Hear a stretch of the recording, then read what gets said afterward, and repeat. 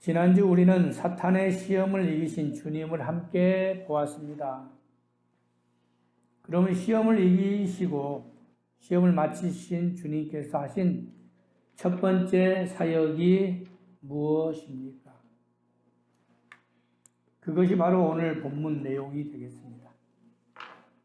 오늘 본문은 주님께서 갈릴리와 나사렛 사역에서 어떻게 사역하셨는지에 대한 말씀입니다. 근데 본문 내용을 잘 보시면 주님께서 시험을 마치신 후에 바로 갈릴리와 나사렛으로 가셔서 공생의 사역을 선언하신 것으로 기록이 되어 있습니다. 그런데 마태복음 13장과 마가복음 6장을 보시면 다른 저자들은 오늘 이 나사렛 사건에 대해서 좀 다르게 설명하고 있다는 것이죠. 그것은 먼저 시간상으로 오늘 이 사건에 대해서 주님이 시험을 받으시고 오랜 시간이 지난 후에 기록했다는 말씀이죠. 그리고 실제 우리가 주님의 그 행적을 보면 시간상으로 계산해 보아도 주님께서는 나사렛 사건은 주님이 시험을 받으신 후에 대략 1년이 지난 후에 사건이 맞습니다. 그런데 이것을 누가가 몰랐을까요? 근데 오늘 말씀을 보십시오. 누가는 의도적으로 시험을 주님이 받으시고 바로 나사렛 사역이 진행되었고, 그리고 이 나사렛 사역이 주님의 공생의 첫 사역으로 말씀하고 있다는 것입니다. 그럼 왜 그랬을까? 저자가 주님의 사역을 기록하면서 왜 의도적으로 나사렛 사역을 말씀하셨고 나사렛에서 하신 그 선언을 낱낱이 빠짐없이 기록했을까? 그래서 오늘은 갈릴리 나사렛 지역의 사역을 가지고서 나사렛 선언이란 제목으로 함께 은혜를 받고자 합니다. 여러분, 먼저 나사렛이라고 하는 것이 유명한 곳이에요? 이름 없는 곳이에요? 당연한 질문이죠. 당시 나사렛 지역은 갈릴리, 우리 지난번에 그 성경 지리에 대해서 우리 선사님께서 자세하게 설명하셔서 아마 그때 그 기억을 한번 더듬어 보십시오. 갈릴리 근동에는 많은 도시들이 있어요. 그 중에 가장 보잘것없고 또 지형적으로도 아주 깡촌, 별 볼 일 없는 곳이 바로 나사렛입니다. 사실 그래서 나사렛이라고 하는 이 지명은 구약 때에도 나오지 않았어요. 얼마나 그것이 낙후됐으면 나사렛에서 선한 것이 나겠느냐라고 많은 조롱들을 했겠습니까? 그런데 그런 아무도 알아주지 않는 천대받은 곳 나사렛에서 만왕의 왕이 되신 주님이 잘하셨다는 것은 참 중요한 거예요. 물론 미가의 예언대로 잠시 베들레헴에서 나시기는 하셨지만 그곳에서 사시지는 않으셨잖아요. 그리고 헤롯이 죽이려 하자 잠시 이집트로 갔다가 다시 돌아온 곳이 바로 나사렛입니다. 그리고 그곳에서 30세 공생의 전까지 목수로서 사셨다가 오늘 공생의 시작을 바로 이 나사렛에서 선언하였다. 누가는 말씀하고 있습니다. 그럼 나사렛 선언이 뭔가요? 나사렛 선언. 오늘 18절, 19절 본문 말씀 보십시다. 나사렛 선언에 대해서 이렇게 말합니다. 선지자 이사야의 글을 드리거늘 책을 펴서 이렇게 기록된 데를 찾으시면서 주님이 읽으십니다. 18절, 19절 읽어볼게요. 주의 성령이 내게 임하셨으니 이는 가난한 자에게 복음을 전하게 하시려고 내게 기름을 부으시고 나를 보내사 포로된 자에게 자유를 눈먼 자에게 다시 보게 함을 전파하며 눌린 자를 자유롭게 하고 주의 은혜의 해를 전파하게 하려 하심이라.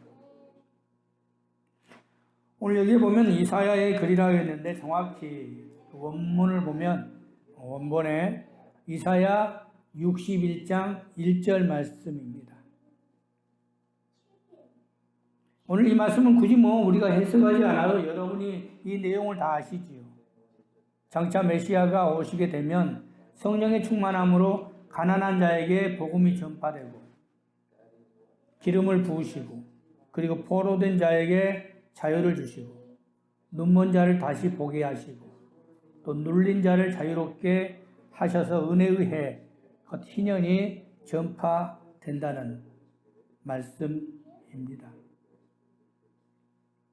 여러분 이 말씀을 보는 우리들은 그냥 아무 의미 없이 볼지 모르지만 나사렛 주민들은 이 말씀이 정말 눈물 겹도록 이 말씀이 그들에게 소망의 말씀이기도 하지요.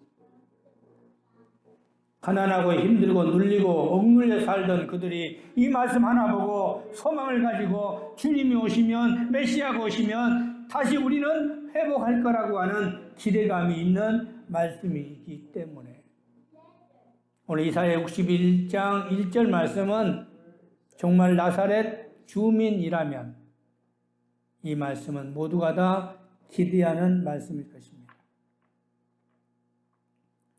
그래서 21절에서 22절 말씀에 보면 이 말씀을 읽을 때 주님에 대해서 그들이 감동을 받았고 다 주목했습니다.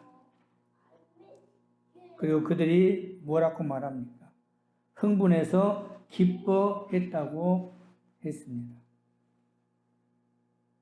그런데 이제 말씀을 다 마치고 전례대로 이제 그 말씀을 책을 덮어 맡은 자에게 주시고 나아시면서 앉으시고 이제 강론을 하셨다는 거예요. 그런데 그게 이제 화근이 된 거죠. 요즘으로 말하면 설교를 잘못한 거라.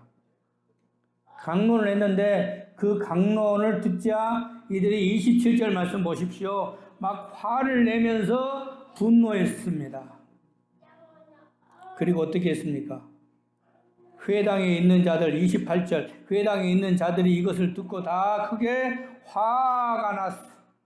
일어나 동네 밖으로 쫓아내고 그 동네가 건설된 땅 낭떠러지까지 끌고 가서 밀쳐 떨어뜨리고자 했다는 거예요.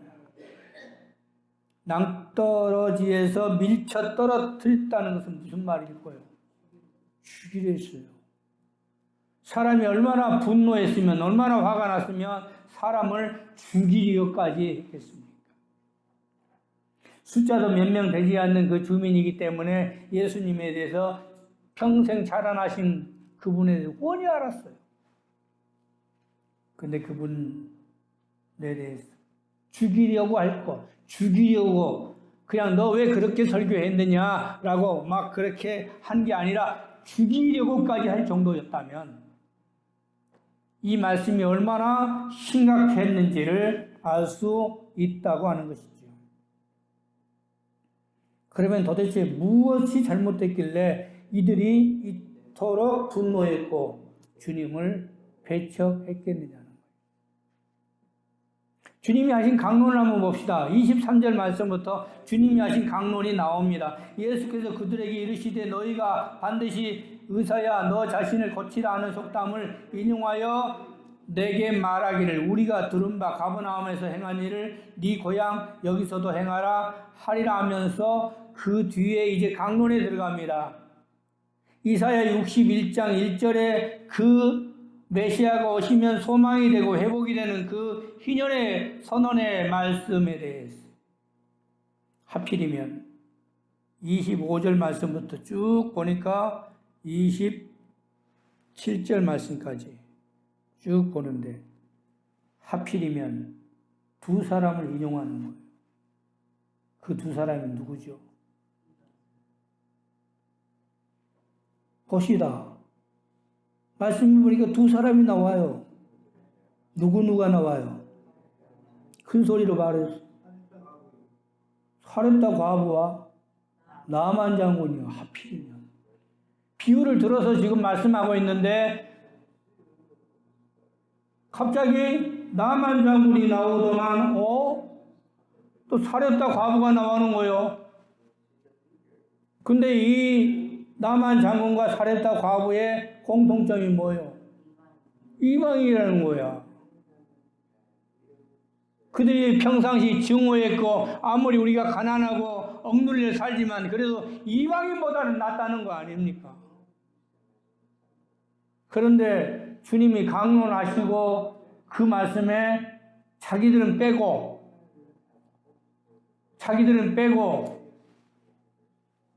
나만 장군과 사렙다 과부의 이야기를 하셨다는 거예요.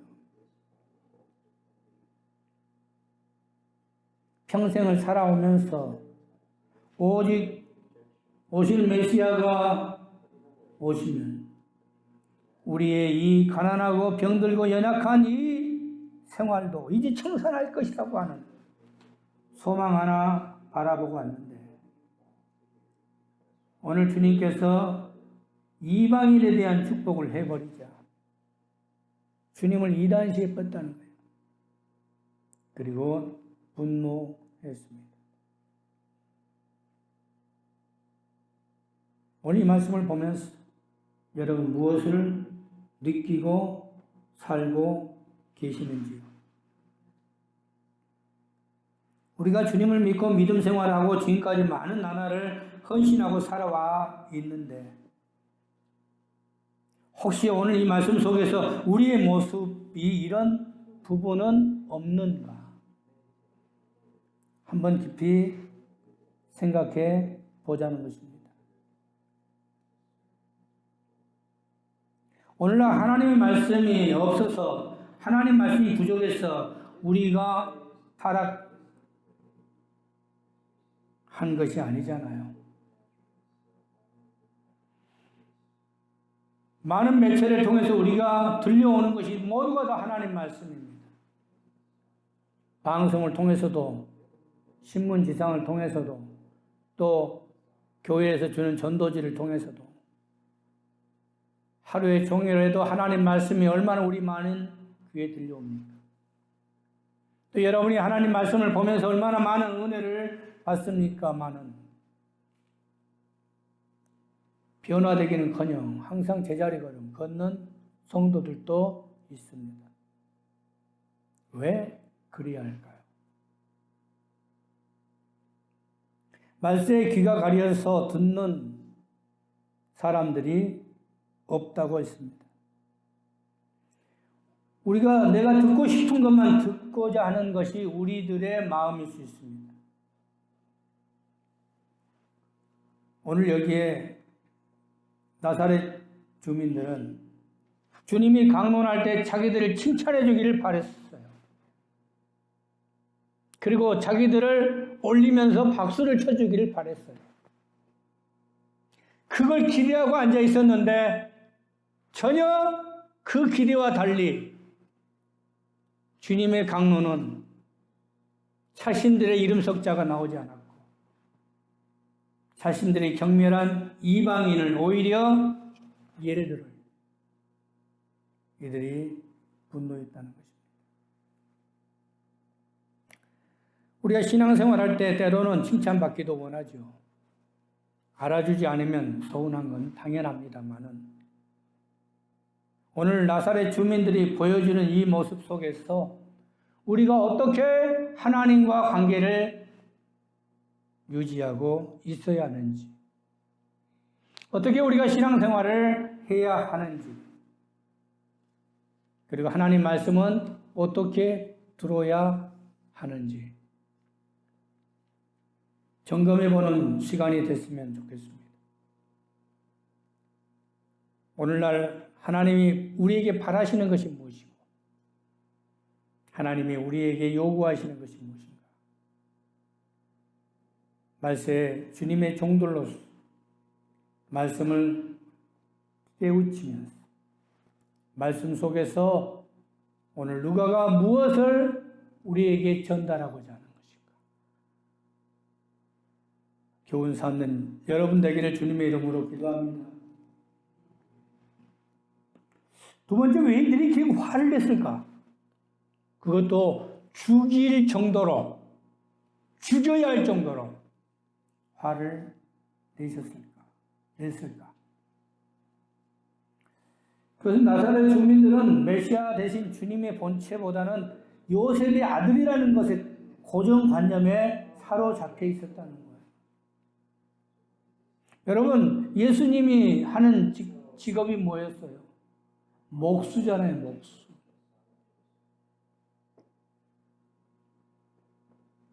목수인 예수만 봤어요. 물론 예수님에 대해서 너무나 잘 알죠. 그들의 가족관계, 그들의 삶, 너무나 잘 아는 것이 문제였어요. 오늘 22절 말씀에 보면 이렇게 그들은 말합니다. 그들이 다 그를 증언하고 그 입으로 나오는 바 은혜로운 말을 놀랍게 여기기는 했지만 이르되 이 사람이 요셉의 아들이 아니냐. 요셉의 아들이라고 하는 자기들이 알고 있는 그 범주 안에서 자기들이 보는 것은 요셉의 아들만 보았다는 거예요. 주님은 오실 메시아로서 하나님의 아들이신데 만왕의 왕으로서의 왜 그 모습은 보지 못했을까요? 하나님의 말씀을 들음에도 주님을 바라볼 때 요셉의 아들만 보였다는 것입니다. 내 눈에 보여지는 것은 요셉의 아들만 보여졌다고 하는 것이죠. 이 부분에 대해서 마태는 마태복음 13장 55절에 주님의 형제들까지 거론하고 있어요. 그 동생들 누구 다 이렇게 말하잖아요. 너무나 잘 알고 있기 때문에. 마가는 마가복음 6장 3절에 요셉의 아들이라 하지 아니하고 마리아의 아들 목수 예수라고 했습니다. 마리아의 아들, 여러분 요셉의 아들이란 말과 마리아의 아들이란 말은요 다릅니다. 개념이 달라요. 그래도 오늘 누가는 요셉의 아들이 아니냐라고 했지만은 마가는 그렇게 설명하지 않았어요. 마리아의 아들 목수인 예수라고 했어요. 여자의 이름을 거명하면서 무시해버렸죠. 그리고 그의 직업을 댑니다. 목수인 예수. 그들의 개념, 고정관념, 그들이 아는 것, 그들이 보고 자란 것만 그들은 보고자 했다는 것입니다. 오죽하면 주님께서 이런 말씀하셨어요. 선지자가 고향에서 인정받지 못했다 하는 말씀을 강조하면서 안타까워 하시지요. 주님은 누구신가요? 주님은 우리의 구세주시요 하나님의 아들이십니다. 그것을 발견한다는 것은 성령이 역사한 자만이 발견하는 줄 믿습니다. 우리가 만나보지도 않고 우리가 보지도 않은 주님을 믿는다는 것은 아무나 주님을 믿는 것이 아니에요.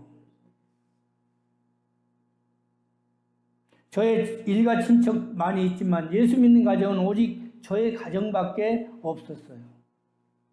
지금도 생각하면 참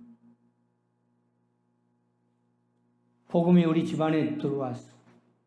그리고 우리 집안에서 복음이 결실을 맺음으로 온 형제들이 다 예수를 믿고 그리고 목회자가 3분이 나와갔고요.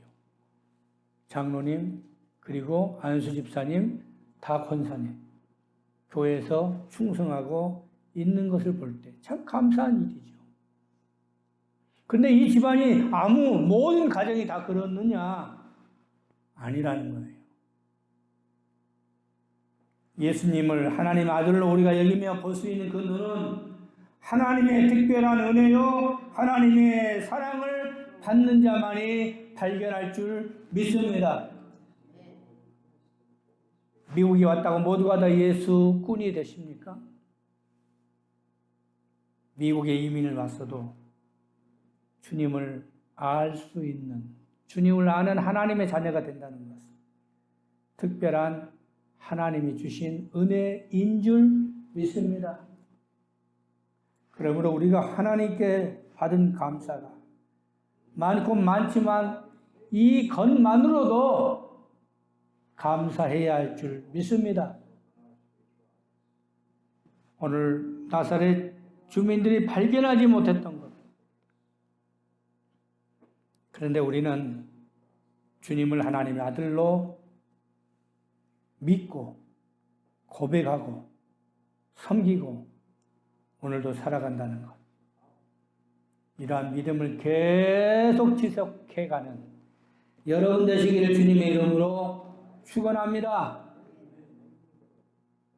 세 번째, 오늘 나사렛 선언이라고 하는 것은 결국은 연약한 자를 위한 주님의 사랑을 말씀하는 것이고, 그리고 더 나아가서는 이방인까지라도 구원하시겠다고 하는 주님의 공생애의 선포라고 하는 것을 아셔야 한다는 것이죠. 이 복음서에 보면 성격이 다 다릅니다. 마가는 마가대로, 마태는 마가대로, 요한은 요한대로.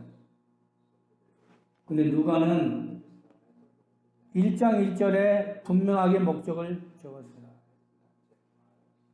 복음에 대한 팩트, 사실에 대해서. 데오빌로를 통해서 이방인 구원에 대한 목적을 삼았다고 했습니다. 그래서 오늘 누가는 의도적으로 주님의 나사렛 선언을 주님의 공생의 첫 사역으로 설명했고, 그리고 이 첫 사역에 나오는 나만과 사렙과 과부인 이방인에 대한 것을 강조했다고 하는 것이죠. 장차 이방인들이 누가복음 많은 이들이 볼 때마다 오늘 이 나만과 사렙과 과부에 대한 이 강론의 말씀의 대상에 대해서 나도 구원받을 수 있다고 하는 이방인들에게 희망을 주는 말씀이라는 것을 의도적으로 오늘 누가는 기록했다는 거예요.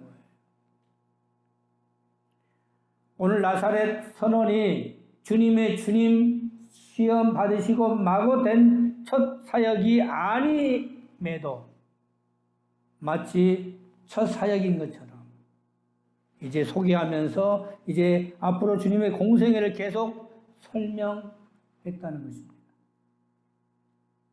그만큼 이방인 구원이 중요했고, 그리고 이방인 구원을 설명하면서 주님의 사랑과 하나님의 은혜에 대해서 강조하고자 했다는 것이죠. 지금이야 우리들이 다 이방인이니까 이방인 구원하면 뭐 당연하게 받은 은혜라고 생각하지만, 당시에 오늘 누가복음을 기록할 당시에 이방인들은 존재도 없었고, 이방인 구원이라고 하는 것은 상상할 수 없는 것 아닙니까? 근데 누가는 자신의 사명을 그가 느꼈기에 오늘 이방인 나만과 사렙다 과부를 강조하신 주님이 하신 강론을 오늘 강조했습니다. 근데 오늘 이 나사렛 선언은 어찌 보면 우리를 위한 주님의 선언일 수 있다는 것이죠. 장차 주님께서 어떻게 공생의 사역을 하실 것인가에 대한 말씀. 그런데 바로 그 속에 우리같이 연약한 자들, 우리같이 병들고 가난하고 그리고 이방인 우리까지라도 주님은 우리를 위해서 십자가상에 대속제물이 되시겠다고 하는 하나님의 사랑을 오늘 보여주는 말씀인 줄 믿습니다. 이제 말씀의 결론을 맺습니다. 오늘 본문 말씀 속에 이 나사렛에서 하신 이 선언의 말씀, 이사야 61장 1절의 말씀은 정말 중요한 말씀입니다. 오실 메시아, 그분이 오시면 연약한 자들, 빈핍한 자들, 병든 자들, 눈먼 자들, 꼬도된 자들이 다 자유함을 얻는다는 소망의 말씀이 오늘 우리에게 주시는 새 힘을 주시는 희망의 말씀이 되기를 주님의 이름으로 기도합니다.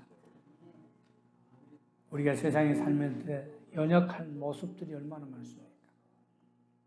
병들 때 여러분의 그 병든 몸을 붙잡아 새 힘을 주시는 이가 누구신가요? 가난할 때, 여러분이 빈핍할 때 여러분에게 위로해 주시고 안아 주신 이가 누구신가요? 우리가 뭐 포로된 경험은 없지만 포로 되었을 때 자유함이라고 하는 것, 그것을 주실 이가 누구신가요? 주님밖에 없습니다. 오늘도 주님은 여러분을 위해서 십자가 지시고 여러분을 자유하기 위해서 여러분을 오늘 또 회복케 하시기 위해서 오늘 주시는 이 귀한 말씀. 그래서 이제는 요셉의 아들이 아닌 하나님의 아들이라고 하는 것을 우리가 발견하고 그분을 믿고 그분을 만나면서 매일같이 승리의 삶을 살아가는 여러분 되시기를 주님의 이름으로 기도합니다. 기도합시다. 자비로우신 하나님 감사합니다. 오늘 나사렛에서 주님이 선언하신 이사야 61장 1절의 말씀이 곧 우리들에게도 주신 말씀인 줄 압니다. 주님이 공생의 사역을 어떻게 해야 할 것인가? 왜 이 땅에 오셨는지 연약한 자들을 강건케 하시고 억눌린 자들에게 자유함을 주시며 눈먼 자들을 광명케 하시는 이 말씀이 우리들의 삶에 필요한 말씀이요 새 힘을 주는 말씀. 오늘 이 말씀을 깊이 묵상하며 또 이 말씀 안에서 새 힘 얻는 귀한 권속들의 삶이 되게 하옵소서. 예수님 이름으로 기도드립니다.